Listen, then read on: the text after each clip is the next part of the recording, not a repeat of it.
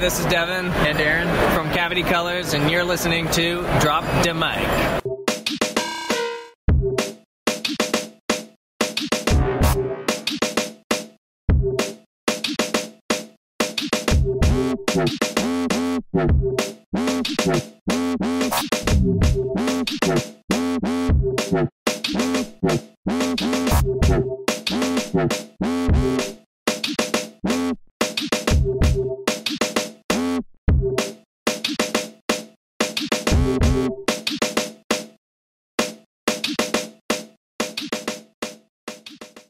Welcome back to another Quick Cuts episode. This is Drop the Mic, and I'll be your host for this short outing.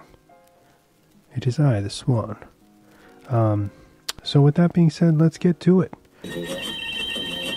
And now for a special news report. Brought to you by Drop the Mic. First up, we got some pop culture news. Okay, so unfortunately, the Creed Black Panther director Ryan Coogler was wrongfully accused of trying to rob a bank in Georgia this past week. I believe he went into I think it was a Bank of America, looking to withdraw about 10 grand.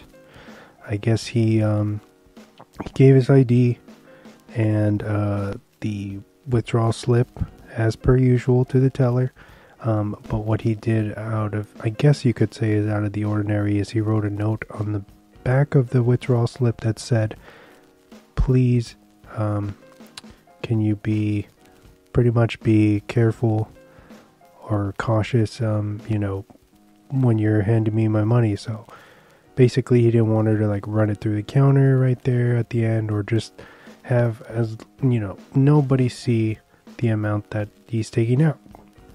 Understandably, right?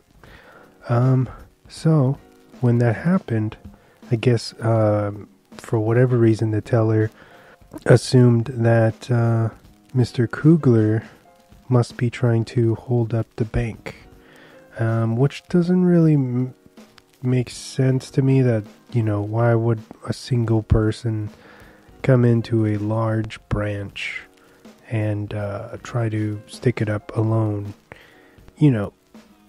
In today's day and age, it just doesn't, it doesn't make sense to me. But who knows? I just wanted to bring that up because, certain people think that, racial profiling and things are not really something that's happening now, or they want to argue about that. And it's little incidences like this every day prove that to be wrong, especially like it doesn't matter who you are. Obviously it's a very sad thing that Ryan had to go through something like this. He sure didn't deserve it. I know Bank of America really, I guess, personally apologized to him, and that he was supposedly satisfied, and they got everything cleared up. But sad stuff. Shout out to him. Go watch some of his movies. Great, talented dude, Ryan Coogler. Moving on, the newest Scream film is now available via the Paramount app, along with the original and, of course, its follow-up sequels. For the first time, I think right now you can watch 1 through 5 of Scream on one platform, and that platform is Paramount Plus. Check it out. And if the physical release is more your speed, April 5th, 4K, Blu-ray, DVD, everywhere. The new Scream. Go grab it, support it. Of course, we've said on the show before that we're getting another one. A Scream 6. Not sure what that title will look like. Maybe Scream with some kind of subtitle. But yeah, new one's coming. Look for it very shortly. Into more horror news, Halloween Ends has wrapped production officially as of March 9th and is still on track for an October 14th, 2022 release date. No new plot details have been revealed as of yet. Very, very exciting. Deadpool 3 is officially being directed by Shawn Levy, who most recently directed Free Guy, which also stars, of course, Ryan Reynolds. And I believe this guy is affiliated with Stranger Things as well. All of the Deadpool films have been directed by different people, which has me a little on the fence as to why that is. Why can't they solidify one person to like kind of lock down one tone? Or why doesn't Ryan Reynolds direct it while starring in it? You know, pull a Stars Born. Who gives a fuck, right? I don't know. So Deadpool 3, yeah, has got an official director and is moving forward. And then what else? Disneyland's infamous Pirates ride, Pirates of the Caribbean, of course, closing its doors until the summertime. I think it's supposed to, if it's not already closed right now, it's probably closing within a couple days of this recording being released. Not sure how you all feel about that. I know it's a pretty big ride. In the article I read, I think that I saw that they're shutting it down to upgrade a few things, as well as supposedly take out the Johnny Depp articulated dummy thingy that they have. You know, he sings and everything as I think you're going up on the kind of slope. If I'm remembering the ride correctly, it's been maybe over a decade since I went to Disneyland. But yeah, so Pirates is going to be closed till summer of 2022, maybe. Moving on into a little shows, and more shows. Michael C. Hall, who you might all know as Dexter, of course. His band Princess Goes to the Butterfly Museum are in fact going on their US tour this month, starting off in California. Look for them in Costa Mesa on March 21st at the Wayfair, or in Los Angeles on the 22nd at the Zubilin. Very, very exciting. I love the band. I've checked out what they have released so far. It's very kind of 9 Inch Nails mixed with like modern Fantagram.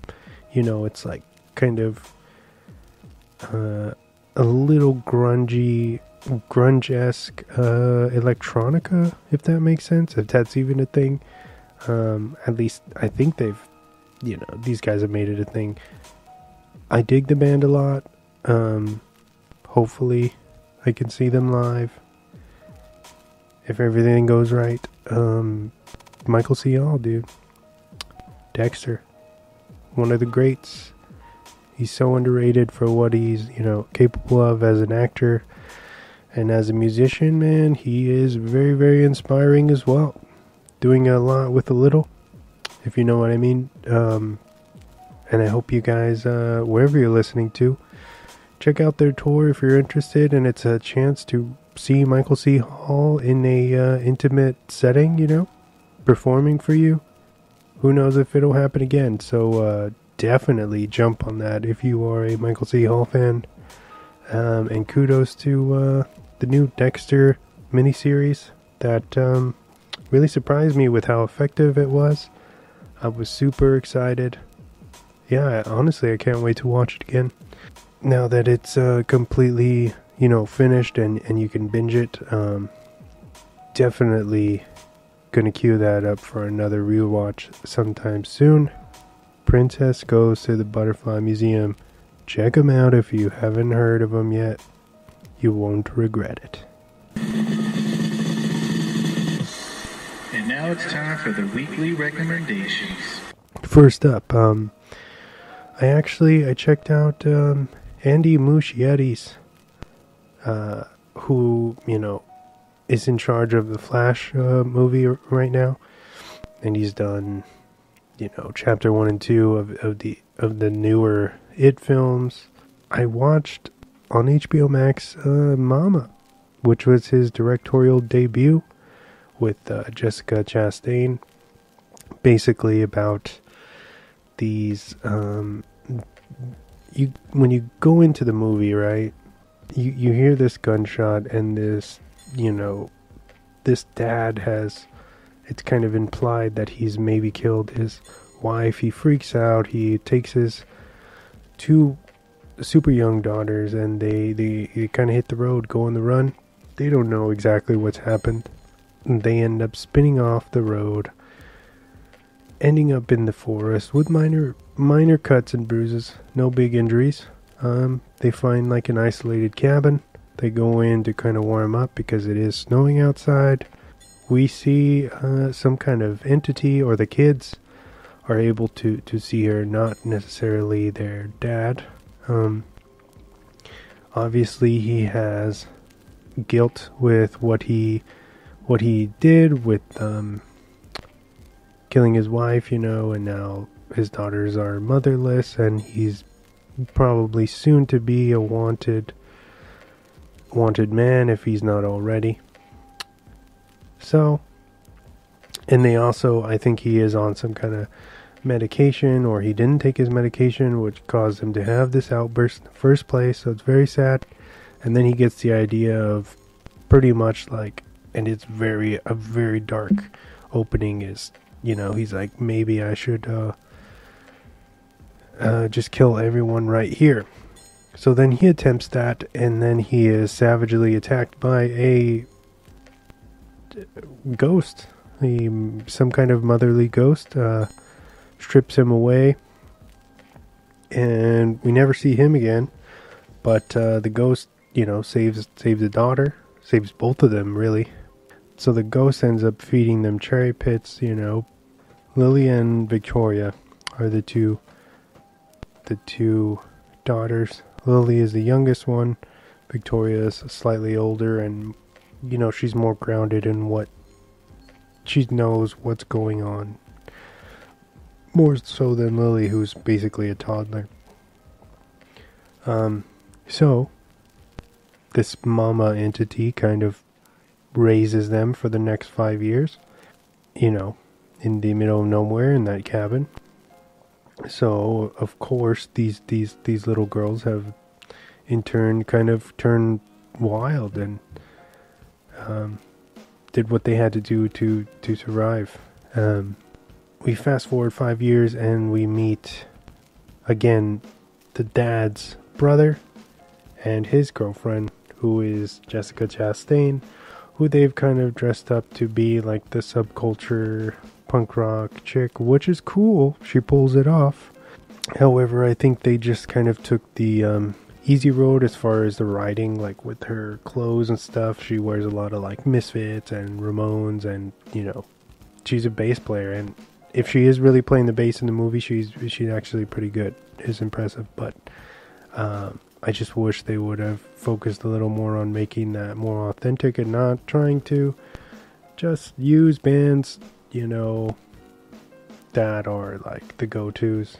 A good example, authenticity for that would be The Sound of Metal with Riz Ahmed and the band tees that he wears throughout that movie. Very, very obscure bands. When you see that and you know what it is, you're like, yo, that's fucking tight, So, although I will say this, going back to Jessica Chastain and Mama, she is the one who I think holds this movie largely together. She's besides the children, of course they're great.